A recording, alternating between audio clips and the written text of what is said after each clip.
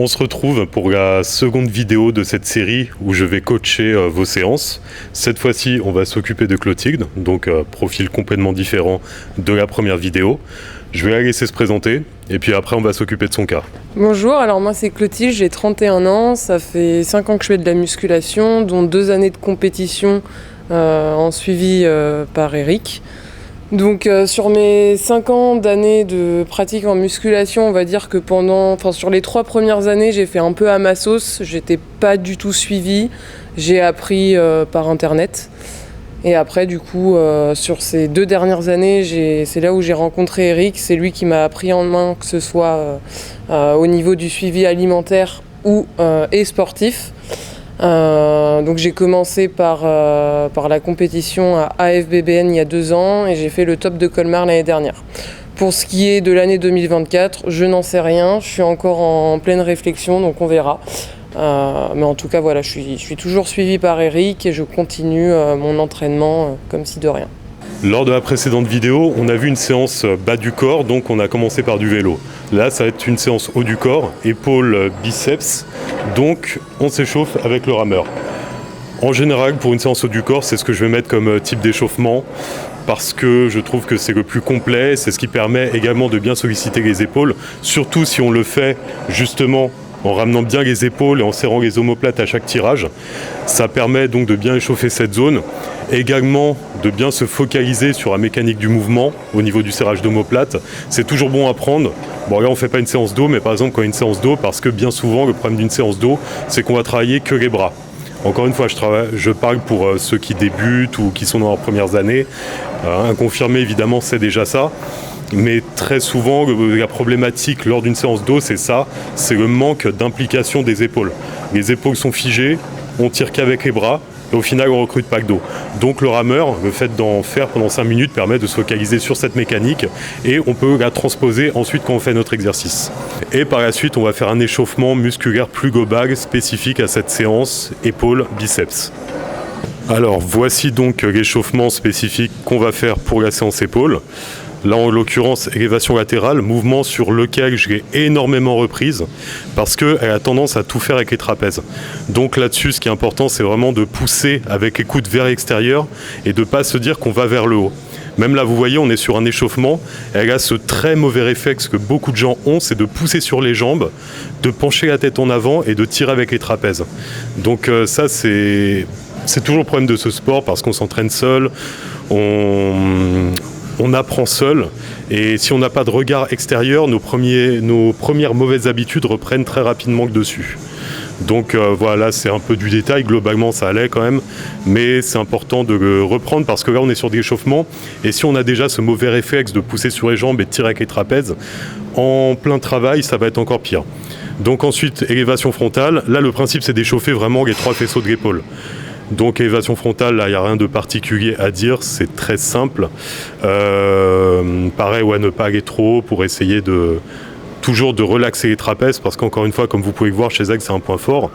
Et ces épaules, quand on a commencé, c'était un gros point faible, elles étaient complètement inexistantes. Donc ce qui s'est un peu équilibré, ce qui s'est même carrément équilibré au fur et à mesure du temps.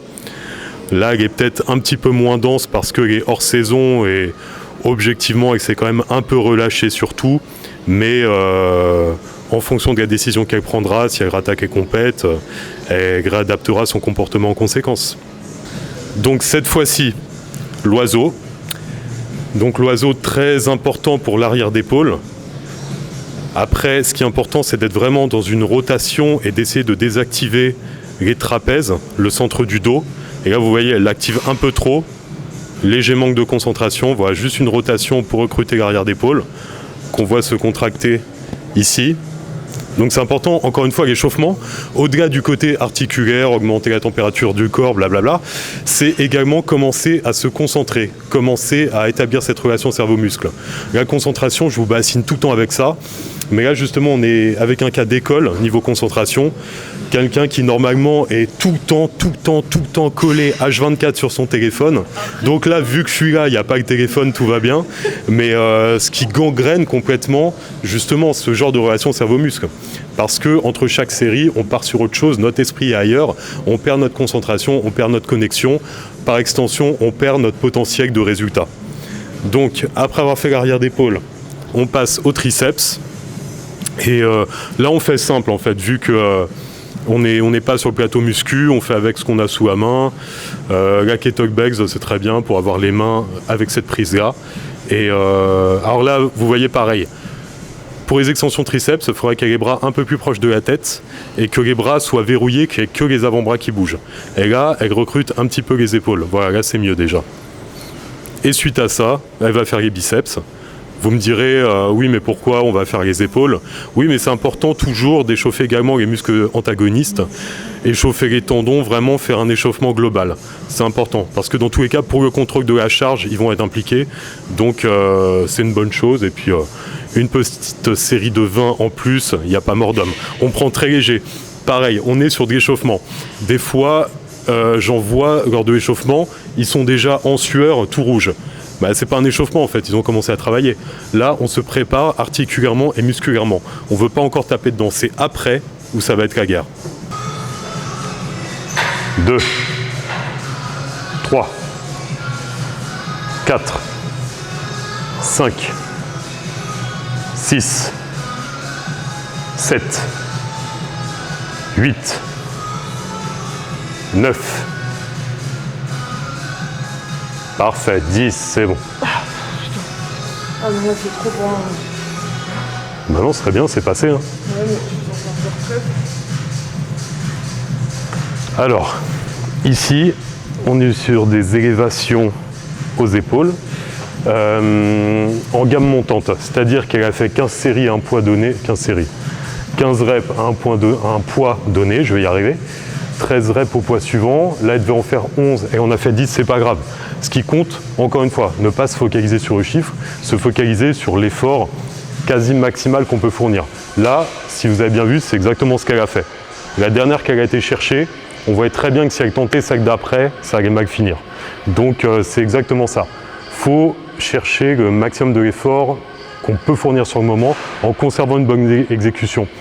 Aller chercher celle d'après, ça aurait forcé à décaler les fesses, à cambrer encore plus, à partir complètement de travers, à finir avec un bras qui monte plus que l'autre. Aucun intérêt si ce n'est chercher la blessure. Donc là, c'est exactement ça qu'on cherche sur chaque série. Et justement, la marge de progression, ça pourrait être, pour la séance suivante, essayer d'avoir cette dernière rep. Là, sur les 2 séries d'avant, elle a eu le nombre de reps donné. Sur celle-là, il lui en manque une. Pour la semaine prochaine, juste essayer de gratter cette rep-là, quitte à prendre un peu plus de repos avant de faire la série. Donc en parlant de repos, son temps est fini, on passe à la série suivante, dernière série de cet exercice. Ok. 1, 2, 3. On y va. 1, 2, 5, 6. C'est bon. Ouais. Donc là, vous voyez pareil. Peut-être qu'en regardant, vous étiez en train de vous dire, elle aurait pu en faire plus. Non. Déjà, comme vous voyez, j'interviens vraiment quand elle est à son extrême limite. C'est-à-dire que des fois, on a un partenaire d'entraînement, il va trop nous aider. C'est-à-dire, il va nous aider à aller jusqu'au nombre de reps donnés. Mais au final, c'est lui qui va faire le travail. Donc sur l'avant-dernière, déjà, certains auraient eu le réflexe de l'aider. Moi, je ne l'ai pas aidé, je l'ai laissé galérer parce que c'est encore une fois exactement ça qu'on recherche. Et sur la dernière, là, je voyais très bien que ça n'allait pas passer et qu'elle allait partir de travers. Donc là, je l'ai aidée pour pas qu'elle se blesse, pour que la répétition continue à être productive. Après, maintenant, on peut voir qu'elle a vraiment bien progressé, encore une fois, au niveau des épaules. Quand on a commencé à travailler ensemble, elle était à 12 kg sur cet exercice. Là, elle est à 20 kg, ce qui est vraiment une très belle perf. Une très belle perf, une très belle progression. Après, petit détail technique pour optimiser le mouvement, elle a toujours un mauvais réflexe de, vous voyez quand on est de côté, idéalement, on va avoir la main un peu tournée comme ça, vous voyez, et elle les tourne vers l'extérieur. Donc, ça va décaler son épaule, ça va mettre encore plus de pression dessus et elle risque de se faire mal à terme. C'est ça le gros problème de ce sport, quand on nous donne des conseils, tant qu'on a pas mal, on ne ressent pas d'urgence pour les appliquer. Mais à terme, à force de continuer à faire le mouvement comme ça, alors que j'ai repris plusieurs fois, elle court vers une problématique par la suite. Donc ce serait important qu'elle se reprenne systématiquement sur chaque séance là-dessus et qu'elle tourne légèrement ses mains vers l'intérieur. 2, détends les avant-bras. 3, voilà. 4, calque-toi sur moi. 5, tourne un petit peu tes mains. 6, Comme ça 7, 8, ouais. 9, 10, détends ici. 11, c'est que ici que ça se passe. 12, 5, voilà, rotation. 6, ouais. 7, 8, 9, descends un peu moins. 10, voilà, en tension continue. 11, 12, encore. 13, encore. 14, dernière. 15, c'est bien. Donc vous voyez, sur les élévations latérales, on développe très souvent de mauvais réflexes. Même moi, je m'étais fait reprendre par Ali lors de ma série où il me mettait la misère lors de ma séance. Alors je ne sais plus ce que je faisais encore, mais encore une fois, on ne peut pas se reprocher dans le sens où on s'entraîne seul, on n'a pas de regard extérieur, c'est délicat d'avoir du recul. Mais donc, en l'occurrence, elle a repris certains de ses anciens travers, même si c'était 1000 fois mieux qu'avant, où elle faisait ces fameuses élévations latérales avec les bras plus haut que la tête, en mode albatros. Et là, c'est quand même quelque chose de beaucoup plus propre et productif. Mais là, vous voyez, elle a toujours cet influx nerveux au niveau des jambes. Et alors que là, en plus, la charge ne nécessite pas, elle maîtrise complètement cette charge, elle est à l'aise. Et ce côté aussi à trop engager les trapèzes, c'est-à-dire à vouloir faire des élévations latérales, mais en remontant comme ça. Et encore une fois, vu que c'est son point fort, il ne faut surtout pas qu'elle le fasse. D'où l'importance de la concentration, j'arrêterai jamais avec ça, je ne vous lâcherai jamais, de la focalisation sur ce qu'on fait, et donc sur ce mouvement, d'être vraiment dans une optique rotation. On pousse avec les coudes vers l'extérieur, comme s'il y avait des murs autour de nous et qu'on ne veut pas qu'ils nous écrasent, donc on les repousse avec les coudes. Et vraiment, même en se concentrant là-dessus, se concentrer également sur l'épaule. Essayer de la ressentir à chaque répétition, que ce soit vraiment le latéral qui fasse le travail, et tout en détendant le trapèze au maximum. 1, 2, 3, 4, 5, détends, 6, 7, 8, pas d'influx nerveux sur les jambes, 9, 10, 11, 12, c'est bon. Allez, élévation frontale à la barre, concentré, avant d'épaule, focalise-toi dessus, chaque rep, 1, 2, te balance pas, 3, 4, 5, 6, 7, 8, 9, 10 et 11. Alors, donc vous voyez, là c'était 2 exercices en biceps. Les biceps, alors tout le monde a un avis là-dessus, donc je vais vous partager le mien.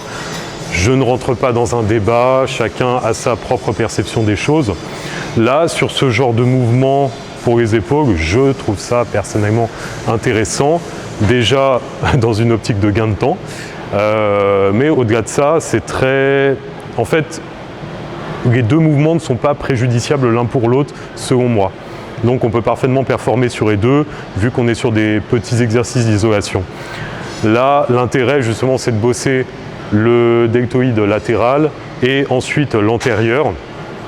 Et donc je trouve que ça se complète bien.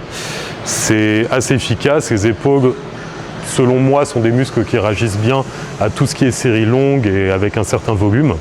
Et c'est ce qui lui a bien réussi d'ailleurs lors de ses précédentes préparations. Et donc là, pour un peu optimiser le mouvement, ce qui est important, c'est que le muscle soit toujours en tension. Et là, la problématique, que ce soit sur des élévations latérales ou des frontales, c'est qu'on va, par exemple sur les frontales, on va complètement laisser reposer la barre sur les cuisses, entre chaque rep. Ici, il n'y a plus de tension, donc ça n'a pas d'intérêt. Pareil pour les latérales, quand on est ici, il n'y a plus de tension. Donc c'est pour ça que je lui ai dit, sur les latérales, de s'arrêter un peu plus tôt, de limiter l'amplitude, et vous voyez, de ne pas aller jusqu'aux cuisses pour conserver de la tension sur les muscles. Pareil pour les frontales, de ne pas descendre jusqu'à ses cuisses où il n'y a plus de tension et de s'arrêter avant pour rester en tension sur le muscle pendant tout l'exercice. Ça, c'est très important pour vraiment bien travailler les épaules. 11 propres, pas de jambes. 2, 3, 4, 5, détends. 6, tête droite. 7, 8, 9, 10, continue. 11 encore, sans les jambes. 12, 13, concentré. 14, dernière. 15, tu poses. Maintenant, pousse mes mains.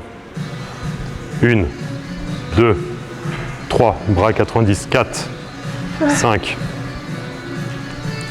6, 7, 8, 9, 10, 11, c'est bon. Donc là, vous voyez, sur cette série, on a poussé l'intensité. Vu que c'était sa dernière série, sur les autres, sur les séries précédentes, on sentait qu'elle pouvait toujours mettre 2 reps en plus, 2 voire 3, mais ça aurait été au détriment de la concentration, de la technique. Parce que là, justement, comme vous avez pu le constater, ça avait beau être la dernière série, j'ai dû la reprendre encore sur l'exécution, les bras pas assez tendus, ne pas engager les jambes et tout. Pourquoi ? Avec le cumul de fatigue, on devient moins vigilant sur la technique, ce qui est complètement normal. Et donc on va un peu chercher les reps à l'arrache, avec ce qui nous reste comme énergie. Donc ça va être bien pour les dernières, mais si dès les premières, on est sur l'influx au niveau des jambes, on engage les trapèzes, ça ne va pas. Donc c'est pour ça que la concentration, elle doit être constante du début à la fin, de la première à la dernière série, de la première à la dernière rep. C'est fondamental pour que tout soit productif. Et après, vous voyez là par exemple, elle fait un drop set, elle fait 11 reps à une charge donnée. Je crois qu'on a été en chercher un peu plus parce que c'était la dernière. Et après, en baissant le poids, on refait 11 reps. Et pareil, on a été au maximum. Et après, j'ai rajouté mes mains pour qu'elle aille encore chercher des reps. Les épaules, en général, réagissent bien à ce genre de traitement. Surtout quand on a un point faible, c'est important de mettre pas mal de volume dessus. Parce que souvent, c'est des zones qu'on a du mal à recruter. C'est des zones qu'on a du mal à sentir. Donc plus on va mettre de volume, plus on va être apte à le ressentir et à le travailler correctement pour bien le recruter. 4, 5, la prochaine tu bloques en haut. 1, 2, enchaîne. 1, 2, 1, 2, 1, 2, dernière. 1, 2, c'est bon. Donc là, on peut se dire, pourquoi encore des élévations latérales? Elle vient déjà d'en faire. Oui, mais aux haltères, le souci, c'est qu'on n'a aucune tension sur le début du mouvement. On n'en a que sur la deuxième moitié. Là, ça va compenser ce fait. On a vu que c'est à la poulie, on a de la tension dès le début du mouvement. Donc les deux sont complémentaires en finale. Et encore une fois, vu qu'on est sur un point faible, il faut vraiment qu'elle mange du faisceau latéral pour que ça ressorte plus, pour que le gag de l'épaule soit plus prononcé. Donc c'est tout à fait approprié dans son cas de mettre 2 exercices comme ça qui vont cibler le latéral à la suite pour, encore une fois, améliorer son recrutement. De même, là on a rajouté une petite méthode d'intensification. Méthodes d'intensification qui ne sont pas magiques, c'est pas un secret d'hypertrophie incroyable qui va tout changer, c'est juste, encore une fois, un outil supplémentaire à rajouter dans nos séances en fonction de l'objectif que l'on vise. En l'occurrence, point faible, donc méthode d'intensification pour améliorer notre connexion avec le muscle ciblé. Là, le fait de verrouiller 2 secondes en bas, elle est vraiment focus sur sa sensation au niveau du faisceau latéral et donc c'est beaucoup plus intéressant en termes de travail et de recrutement. On y va. Concentre-toi dessus, chaque rep, essaie de ressentir cette zone. 2, 3, 4, monte un peu tes coudes. 5, 9, 10, 11, c'est bon. Là, en fait, je vais beaucoup trop loin. Ouais. Alors, là, c'était intéressant, justement, comme elle vient de le constater, elle allait trop loin. C'est-à-dire que cet exercice, donc l'oiseau pec deck inversé, on le fait, en l'occurrence, pour travailler l'arrière d'épaule. Si on va trop loin, c'est le centre du dos qui va prendre le relais, donc les trapèzes médians. Et on a très souvent ce réflexe sur cet exercice, qui est préjudiciable pour le muscle qu'on souhaite travailler. Donc, le but, c'est vraiment de penser rotation et d'essayer de désactiver le centre du dos. Donc encore un travail de concentration et de focalisation sur notre position, sur notre corps. Et il faut partir en arrière en gardant le coude haut, en faisant une rotation, et on s'arrête quand le bras est dans l'axe du corps. C'est complètement inutile d'aller plus loin. Et bien souvent, malheureusement, c'est ce qu'on fait. Là, encore une fois, on veut se focaliser sur l'arrière d'épaule, on se concentre, on établit la connexion et on s'arrête à ce niveau-là. Juste rotation arrière d'épaule. Et c'est pour ça, d'ailleurs, si vous avez un partenaire d'entraînement, c'est pour ça que je touchais au niveau de ses arrières d'épaule à chaque répétition, c'est pour essayer d'accentuer ce ressenti. Et qu'elle puisse par la suite, quand elle sera seule, vraiment se focaliser sur le travail de cette zone plus facilement, tout en réussissant à désactiver le travail du centre du dos. Donc c'est vraiment, encore une fois, un travail sur chaque répétition, pendant tous les exercices, où il faut être focalisé à 1000% sur ce qu'on fait. On y va? Allez. Tends un peu plus tes bras, oublie pas. Coude haut. On est parti.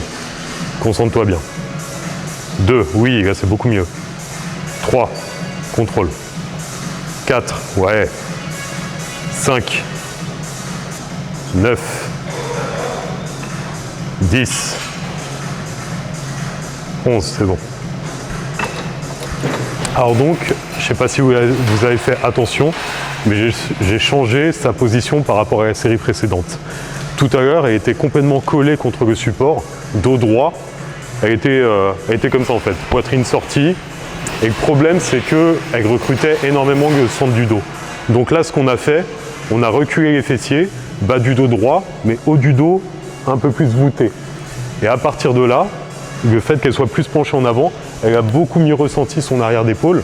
Et le centre du dos, c'est pas entièrement, mais c'est beaucoup plus désactivé. Et là, en termes de ressenti, que ce soit de son côté ou du mien, quand je touchais, ça n'avait rien à voir. Là, elle contractait vraiment du début à la fin l'arrière d'épaule, alors que sur celle d'avant, c'était beaucoup plus compliqué. Donc n'hésitez pas à essayer des postures un peu différentes quand vous n'arrivez pas à ressentir un muscle, parce que, encore une fois, il n'y a pas de règle absolue. En fonction de notre morphologie, de notre anatomie, le ressenti va être différent et il faut trouver ce qui nous correspond. Et là, en l'occurrence, le simple fait d'avoir changé légèrement sa posture, d'avoir enroulé le haut du dos, ça a complètement changé son ressenti et par extension son recrutement. Et c'est toujours ça qu'on cherche au final, un meilleur recrutement pour une meilleure évolution par la suite. 1, 2, 3, contrôle, contrôle. 4, contracte, contracte là. 5, quand tu es en fin de mouvement, ça se détend, il ne faut pas que ça se détende. 7, oui, voilà, c'est ça que je veux. 8, oui. 9, 10, 11, 1, 2, 3, 9, 10, 11. Alors, curl biceps, mouvement très basique, mais encore une fois, très souvent mal fait. Pourquoi? Alors, souvent un souci d'ego, on met trop lourd, un souci d'ego et puis un souci de, encore une fois, on n'a pas de regard extérieur. Mais quand on met trop lourd, qu'est-ce qui se passe? Ça se transforme en mouvement polyarticulaire. Un grand classique, je pense que vous y avez tous assisté, voire vous l'avez fait. Moi, le premier dans mes folles années de jeunesse. Donc, on met tellement de poids que on commence à impliquer les jambes, on pousse avec les jambes, on bascule le dos en arrière, on tire avec les trapèzes et pourquoi pas, quand on est vraiment fantaisiste, on fait tout en même temps et on se retrouve à faire ça. Ce qui n'a absolument aucun intérêt, si ce n'est de chercher à se faire mal ou de faire un mouvement pas productif parce qu'on n'a pas de chance et on prend du muscle trop facilement. Sinon, ça n'a aucun intérêt. Donc là, en l'occurrence, elle a vraiment bien progressé sur ce mouvement. Bon, au début, c'était pas ce que je vous décrivais non plus, mais c'était moins. Elle, son petit souci, il me semble, c'était qu'elle avançait beaucoup trop les coudes. Donc, on peut le faire sur les dernières séries pour vraiment aller chercher les dernières reps. Mais voilà, dès le début, c'est pas forcément intéressant. Et là, vous voyez, elle est vraiment focalisée sur le biceps, dans le sens où elle se tient bien droite et on voit que l'avant-bras bouger et le coude légèrement s'avancer. Mais on est vraiment sur un travail d'isolation du biceps. Donc, c'est nickel. je la survalide sur ce mouvement. Et même globalement, là, tout ce qu'elle a pu faire jusqu'à présent, c'était quand même très très propre. Après, je pinaille, mais par rapport au début, elle a énormément progressé. Donc, c'est très très bien. On enchaîne. 1, 2, 9, 10, bien. Allez, une dernière. 11, 7, 8, 9, n'engage pas l'épaule, que le bras. 10, 11, 1, 2, 3, 10 et 11, très bien. Donc c'est fini pour cette séance épaule-biceps. On a fait 4 exercices d'épaule, 2 exercices de biceps. En termes de volume, c'est ce qui lui correspond bien, puisque encore une fois, elle a un point faible épaule, donc on essaie vraiment de taper dedans. Donc elle est sur t'es sur un split, il me semble, jambes, épaule, biceps, dos, triceps. Ouais. C'est ça, ouais. Et 2 fois jambes. Ouais. Une plus axée quadriceps, une autre plus axée ischio-fessier. Donc voilà, elle est sur cette répartition hors saison en ce moment. Après, quand elle passe en mode prépa de compète, évidemment, il y a plus de séances, plus de volume. Encore une fois, c'est adapté en fonction des objectifs de chacun. Donc sinon, à part ça, sur sa séance, comme vous avez pu constater, il n'y avait pas beaucoup de choses à reprendre. C'était vraiment du détail technique qu'on a essayé d'optimiser pour, encore une fois, améliorer sa progression. Et globalement, non, malgré le fait que sur ces derniers mois, elle s'est gérée toute seule, bah, elle a bien travaillé, elle a bien avancé. Après, évidemment, vu que elle était focalisée sur d'autres objectifs et tout, elle était moins focalisée sur un muscu. Donc en termes de gains, bah, on est sur de la stabilisation. Encore une fois, on ne peut pas tout avoir. Une condition de compète, on ne peut pas la conserver à l'année. Être en mode prépa toute l'année, bah, en fonction de nos objectifs, c'est pas forcément possible. Donc voilà, elle a adapté en fonction de ses priorités du moment. Et elle n'a pas lâché, c'est ça qui est important. Ce qui fait que quand elle reprendra plus sérieusement, j'ai beau la taquiner, avec la mémoire musculaire, ça devrait bien revenir quand même. Évidemment, c'est du temps qui n'a pas été optimisé pour passer un cap, mais c'est pas grave, on a d'autres priorités. Ça reste de la musculation, ça reste un loisir. C'est pas un métier, il n'y a pas d'ambition de devenir pro Olympia, donc à partir de là, peu importe, c'est du détail. Non, ça c'est sûr. Et donc voilà pour ma petite conclusion sur cette séance qui était bien maîtrisée de son côté, mais comme tout, on peut toujours optimiser encore un petit peu. Donc je te laisse dire un dernier mot si tu le souhaites. Merci. Je t'en prie. Bah écoute, ça fait toujours plaisir de se faire suivre sur les séances parce qu'effectivement on voit qu'en travaillant seul on a tendance à prendre quelques mauvais plis. Après, comme Eric l'a bien souligné par rapport à ce que je faisais il y a encore même 1 an et demi toute seule et tout ce qui a été fait en amont niveau correction, ça n'a rien à voir. Donc je suis assez contente quand même de la séance. Ça me fait toujours du bien en fait quand il me suit pour me reprendre. Après forcément il y a des choses que j'oublie, mais bon ça c'est pour tout le monde pareil je pense. Et comme Eric l'a bien dit, voilà, moi je suis plus dans du maintien de conditions qu'autre chose. Donc c'est tout ce que j'ai à dire, merci à toi.